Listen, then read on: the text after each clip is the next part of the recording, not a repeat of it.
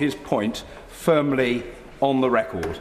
Probably not for the first time and certainly not for the last. If there are no further points of order, we come now to the 10-minute rule motion for which the Honourable Lady has been patiently waiting. 10-minute rule motion, Nadine Dorries. Thank you, Mr Speaker. I beg to move that leave be given to bring in a bill to require schools to provide certain additional sex education to girls aged between 13 and 16, to provide that such education must include information and advice on the benefits of abstinence and sexual activity and for connected purposes. Mr Speaker, I'm sure many people in this House are aware of the broadcaster Dame Joan Bakewell.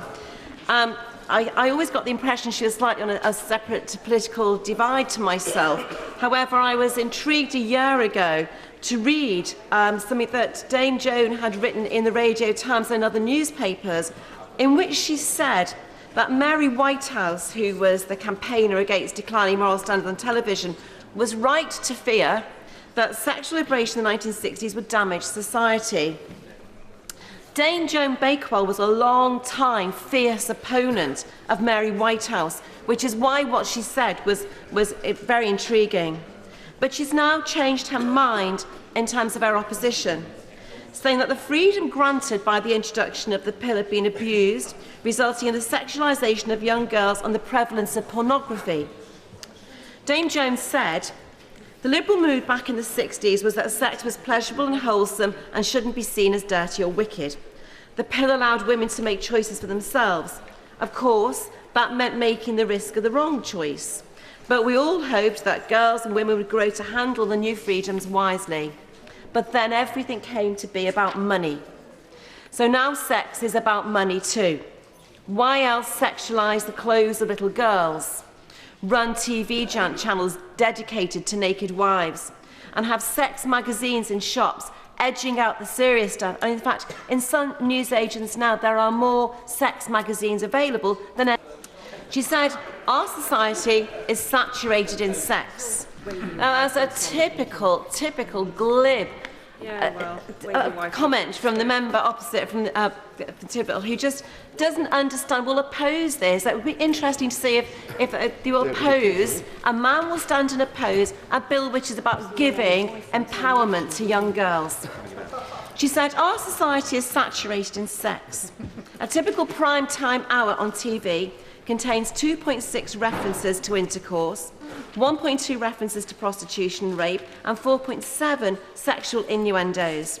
But, moving on from Dame Joan Bakewell, let's look at some of the examples that are available now. Primark, the store which is frequented by many young girls, including my own daughters, was recently chastised for selling padded bikinis for 7-year-olds. Now, without going into too much detail, I'm sure everybody in the House understands why women would buy padded bikinis. But to make them available and to market them and target 7-year-old girls with padded bikinis seems to me to epitomise how far the sexualisation of young girls has gone within our society. On the 5th of March, explicit videos in 5th March 2010, explicit videos were shown in schools which actually depicted to 7-year-olds a cartoon graphic of a couple having sexual intercourse. Now, this actually resulted in some children being removed from schools which showed those videos. It won't be a surprise to any mother in the House or any parent in the House that actually 7-year-old children do not want to see a cartoon of a couple having sexual intercourse. And I have never yet met a mother who said to me, "I want my 7-year-old to see cartoons of couples having sexual intercourse." So why on earth would schools think it was appropriate to show such videos within the classroom to 7-year-old children? Some children were actually reported as being frightened and alarmed and disturbed by the videos. In July 2009, Sheffield NHS Trust released into schools, to secondary schools, to children from the age of 11, a pamphlet which told them that sex every day keeps the doctor away. It also said, this, and I quote from the pamphlet, "For too long, experts have concentrated on the need for safe sex and loving relationships." And alongside this, there was a slogan which said, "An orgasm a day keeps the doctor away." It also said, and this pamphlet went to 11-year-olds, "Health promotion experts advocate 5 portions of fruit or veg a day and 30 minutes physical activity. What about sex or masturbation twice a week? This is a pamphlet going out into a secondary modern school in Sheffield. We have to ask ourselves whether, in the midst of this kind of society, with the over-sexualisation of children, whether we have got our sex education in schools right. It is often argued that compulsory sex education and effective teaching of safe sex will help to tackle a high pregnancy rate amongst teenagers and underage children. Sadly, the evidence suggests that this isn't the case. The British Medical Journal found that 93% of teenagers who became pregnant had seen a medical professional prior to the pregnancy, and 71% had discussed contraception. In fact, the journal found that teenagers who became pregnant have higher consultation rates than their peers, and most of the difference is owing to consultation on contraception. According to data published by the National Office for Statistics Sorry, this is a lack of sleep, Mr. Speaker. According to data published by the Office for National Statistics in 2007, Britain has the highest teenage pregnancy rate in Western Europe. So we must be doing something wrong. This is why I'm bringing this bill today. I believe the answer to ending our constant struggle with the incredibly high rate of teenage sexual activity and underage pregnancies lies in teaching our girls and boys about the option of abstinence, the ability to just say no as part of their compulsory sex education at school. I spoke to a 16-year-old girl recently who told me these very disturbing words. The thing is, if you reach the age of 18 and you're still a virgin and you meet somebody you'd like to be your boyfriend, he's going to think you're a freak. Now, that's the reason why I brought this bill, because never does it enter the mind of young teenage girls today who are taught in sex education about safe sex. They're taught about making their decisions whether or not to have sex on how they feel that day or on their wishes. Feelings and the wishes are the key words. But they're not taught. You actually, as a young girl, are empowered and have the ability to say no. And that is not taught alongside information on making the decision based on their feelings, on their wishes, and alongside safe sex. And it should be as viable an option. We have to thoroughly re-examine the content of sex education provided in schools and consider whether what is currently being offered is in the best interest of our children and our society as a whole. Children learn about puberty and intercourse at the age of 7 and about pregnancy and contraception from the age of 11. Teaching a child at the age of 7 to apply a condom on a banana is almost like, without telling them that actually you don't have an obligation to go and do this, is almost like saying, now go and try this for yourself. At none of the stages of the curriculum do the teachings cover anything about relationships and the option to say no. Children are taught to have safe sex, but not taught how to say no. Girls are taught about safe sex, but not how to say no to a boyfriend who persists on sexual relationship. They are given no guidance on this whatsoever. In a letter to the Daily Mail, a 14-year-old, Josie Parkinson, described the sex education she'd been receiving at a local secondary school. And this is what she said. As a 14-year-old girl, I have had to attend 4 talks in the past 9 months from a woman from a family planning clinic. I've been taught 3 times how to put on a condom, how easily we can acquire condoms free at the clinic, how to recognise if I've got a sexually transmitted disease and to have it treated, and that I don't need to tell my parents, my GP, the police or anyone else about being provided with contraception or even having an abortion. There was not one mention of abstaining or any discouragement from sex. For a girl or a boy to have sex before 16 is unlawful. However, they are told in school it's unlawful, but it's okay, you can have the condoms anyway. They should be told it's unlawful, you can have the condoms anyway, but why don't you consider, because it's unlawful, saying no and waiting until it is lawful? That just isn't taught to young girls at school. One fact which is constantly ignored by society is that peer pressure is a key contributor to early sexual activity amongst the children in our country. Society is focused on sex. Our sex education teaches children how to have sex, not how to say no to sex. We ignore at our peril that many girls feel pressurised into having intercourse when they are far too young, when actually what they need to have is their childhood. In our sex education programmes, we need to promote the notion of abstinence and to all the advantages that it brings to self-respect, not making relationship mistakes. It needs to be seen as a safe alternative We need to let young girls know that to say no to sex when you are under pressure is a cool thing to do. It's as cool as learning how to apply a condom. It's as important as all the other issues that they're taught in sex education. And I would say that it has to be alongside everything else so young girls can say, I've been told to say no. Is that the honourable member have leave to bring in her bill? Mr Chris Bryant. Thank you very much, Mr Speaker. I note that the honourable lady said that it would be a disgrace or something like that if I were to speak on this matter because I'm a man. And of course, I'm a gay man, so I'm not exactly an expert on heterosexual sex, nor on sex with girls. But I would say to her that I think that this is the daftest piece of legislation that I've seen brought forward. I agree with many of the problems that she's highlighted, and I'll come on to them, but this is not the way to solve any of those problems. For a start, because it's just about girls. I said I'm not an expert, but it seems to me if one of the things you want to tackle is teenage pregnancy, you've got to talk to the boys and the girls. That seems axiomatic. Secondly, it's just about 13 to 16-year-olds. One of the great distresses that many young people, when I did a lot of research on this issue in relation to teenage pregnancy a few years ago, said to me, was that a large number of girls got to their first period without knowing what was happening to their body. Now, I think that proper education in schools, which gives girls and boys a real opportunity to seize hold of their lives and make good decisions for themselves, is one that makes sure that that kind of education starts long before their first period. And thirdly, it's because she talks about an abstinence programme. Now, of course, the single most important thing that we can give any child in their education, boy or girl, is the self-confidence to be able to make good decisions for themselves. And when they've made bad decisions, to be able to stand up for the consequences of those decisions. And I think we need to do things about how housing is allocated and how we use the benefit system to make sure that some of those issues are addressed. But I have to say to her that there is no evidence anywhere in the world that an abstinence programme of sex education works in delivering the outcomes that she wants. Absolutely no evidence at all.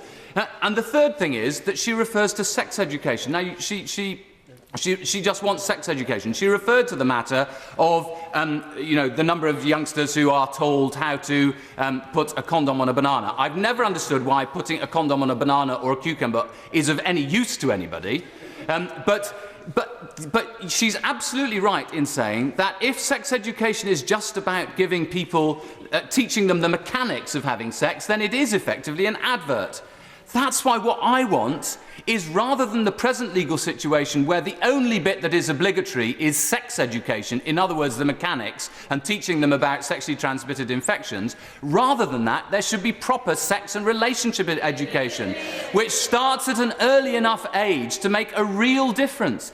Now, I say to her, probably the level of teenage pregnancy in my constituency is higher than in hers, because if you look across the whole of the country, the map of high teenage pregnancy figures is the map of poverty in this country. And I feel absolutely passionately about a desire to try and cut the number of teenage pregnancies. Indeed, and I've done a great deal of work on trying to do that in my own constituency.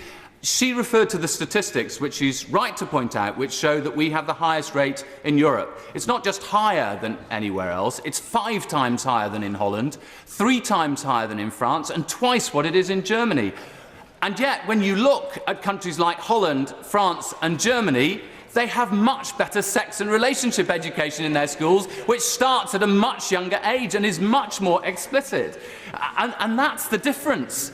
That's part of the difference. Now, there are lots of other elements to trying to rectify this as well, but for many of us on this side of the House, I think one of the reasons that the issue of teenage pregnancy is so important is because it's not just wealth that's inherited in this country, it's poverty that all too often is inherited in this country because of, in many cases, because of teenage pregnancy. Now, there are lots of teenage mums who are absolutely wonderful. They triumph against the odds. But a lot of the babies that are born to teenage mums are much smaller. They have more health problems. They are 3 times more likely to go on, if it's a girl, to be a teenage mum themselves. And so we perpetuate and perpetuate and perpetuate the cycle of poverty, in particular in certain parts of the country. So that's why I believe that we should have far better sex and relationship in education in schools. There are other areas, and incidentally, just on the figures, I'm delighted that a Labour government, through resolute work between the Department for Education and the Department for Health, managed to cut the figures significantly in this country. And actually, if you look at the history of the figures, the time when they grew most dramatically was under Mrs. Thatcher. And we've now seen, this last year, the figures for 2009 show that this is the first time since 1980 that the figures have been, we've got to a record low.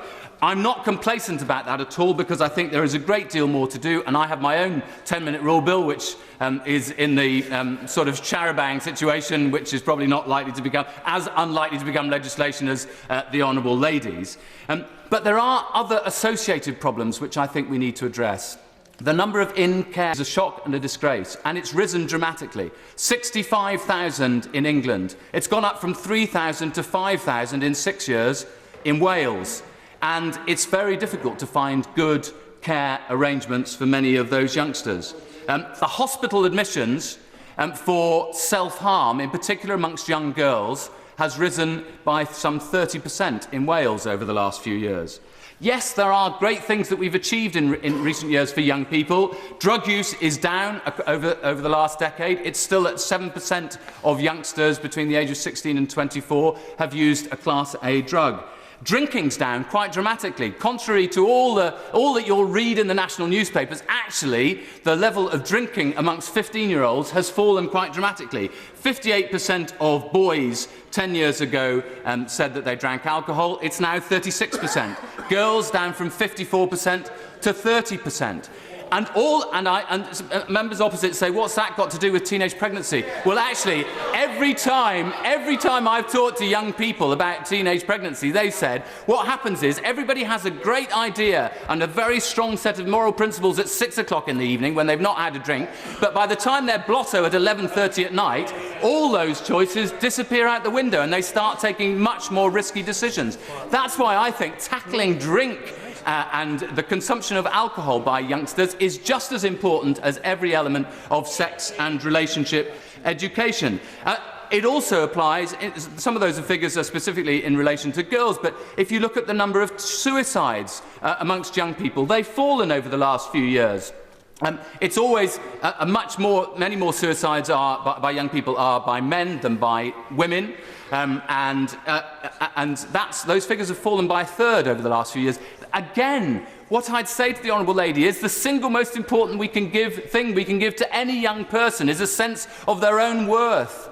And of course some of them are in families or in schools where they don't feel valued at all. But to introduce a piece of legislation that only applies to girls and only refers to sex education rather than to the whole broad experience which young people have to have fulfilled, I think is a complete mistake. So I think that the better piece of legislation would be one that made sure that there was proper, thorough sex and relationship education for girls and boys in all schools, with no schools allowed to opt out.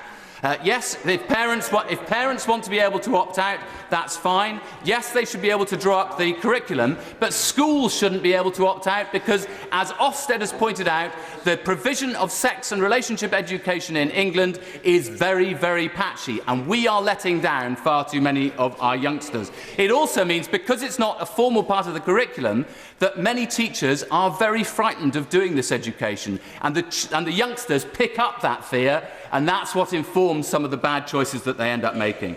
Yes, we should be teaching self-confidence and self-worth. It is some of the work that has been done by the Joseph Rowntree Trust, which shows that many young girls, almost as a vocation, choose to get pregnant or are so careless about having sex that they end up being pregnant, is very distressing. And often that's because they have found that for themselves they have no self-worth, they're not valued at home, they find the educational arrangements at school difficult, but the moment they get pregnant, suddenly everybody comes round and provides them support. Wouldn't it be better if we could give them the support that they needed before they got to make that wrong decision for themselves?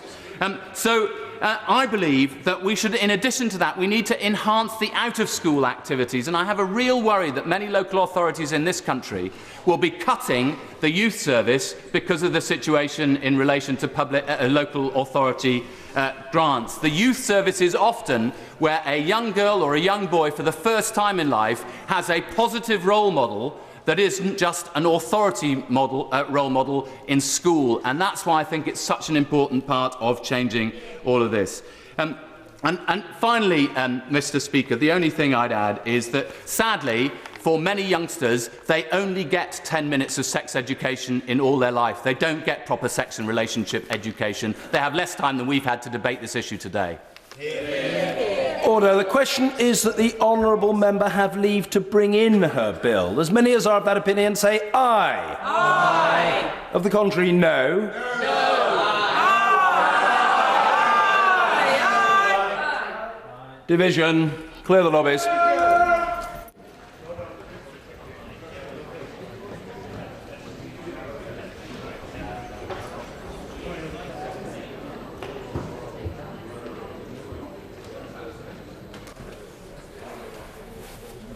Order. Order. The ayes to the right, 67. The noes to the left, 61.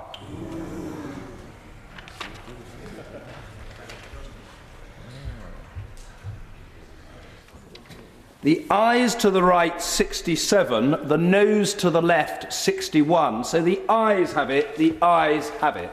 Unlock. Who will prepare and bring in the bill? I will, Mr. Speaker, and Thomas Docherty, Mr. Julian Brazer, Dr. Therese Coffey, Mr. Edward Lee, Fiona Bruce and Mark Pritchard.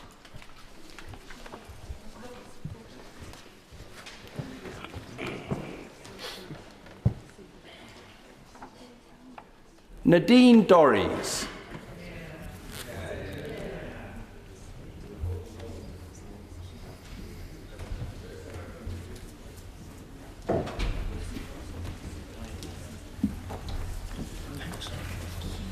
Sex Education Required Content Bill. Second reading what day? Friday, 20th of January 2012. Friday, the 20th of January 2012. Thank you.